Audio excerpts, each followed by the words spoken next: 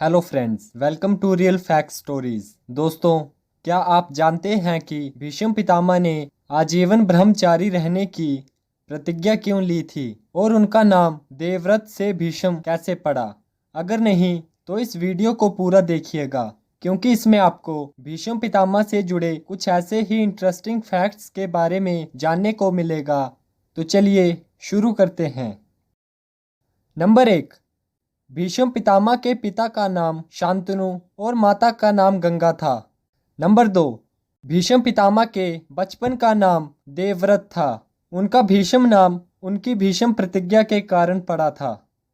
Number 3, एक बार भीष्म पितामह के पिता शांतनु सत्यवती नाम की कन्या पर मोहित हो गए और शांतनु उनके पिता के पास विवाह का प्रस्ताव लेकर पहुंचे। तब सत्यवती के पिता ने शांतनु के सामने एक शर्त रखी कि वे तभी उनका विवाह सत्यवती से करवाएंगे अगर वे सत्यवती के पुत्र को अपना उत्तराधिकारी बनाएंगे।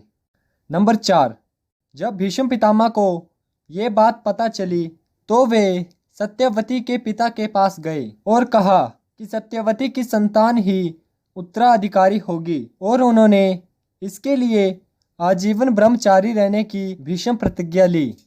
नंबर 5, इसी भीष्म प्रतिज्ञा को सुनकर शांतनु ने देवव्रत को भीष्म नाम दिया और कहा कि तुम्हारी ये प्रतिज्ञा भीष्म प्रतिज्ञा के नाम से सदैव प्रख्यात रहेगी। और दोस्तों, आज भी लोग भीष्म प्रतिज्ञा के बारे में जानते हैं।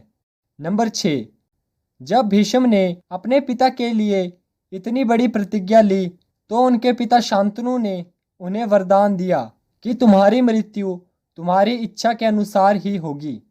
नंबर 7, भीष्म पितामह काफी महान योद्धा थे।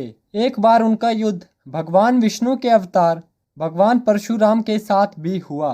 वे युद्ध 23 दिनों तक चला और कोई भी उस युद्ध में जीत नहीं सका था। नंबर 8, पांडवों को ये पता था कि जब तक भीष्म पितामह युद्ध क्षेत्र में है तब तक उनका युद्ध जीतना असंभव है। तो पांडव भीष्म पितामह के पास गए और उनसे उनकी मृत्यु का उपाय पूछने लगे। नंबर 9, भीष्म पितामह ने खुद ही पांडवों को उनकी मृत्यु का उपाय बताया था।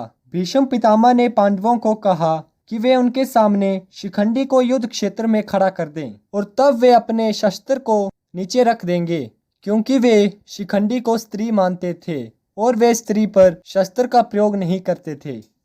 नंबर 10, पांडवों ने शिखंडी को अर्जुन के रथ के आगे बिठाया और शिखंडी को देखकर भीष्म पितामह ने अपना धनुष नीचे रख दिया।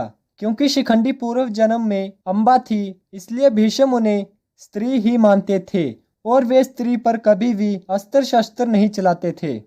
नंबर 11, भीष्म पितामह ने जब अपना धनुष त्याग दिया तो अर्जुन ने भीष्म को बाणों की शैया पर लेटा दिया और भीष्म को उनकी इच्छा मृत्यु का वरदान था, इसलिए जब तक संपूर्ण युद्ध समाप्त न हुआ तब तक उन्होंने अपने प्राण नहीं त्यागे। और जैसे ही युद्ध की समाप्ति हुई भीष्म पितामह ने अपने प्राण त्याग दिए।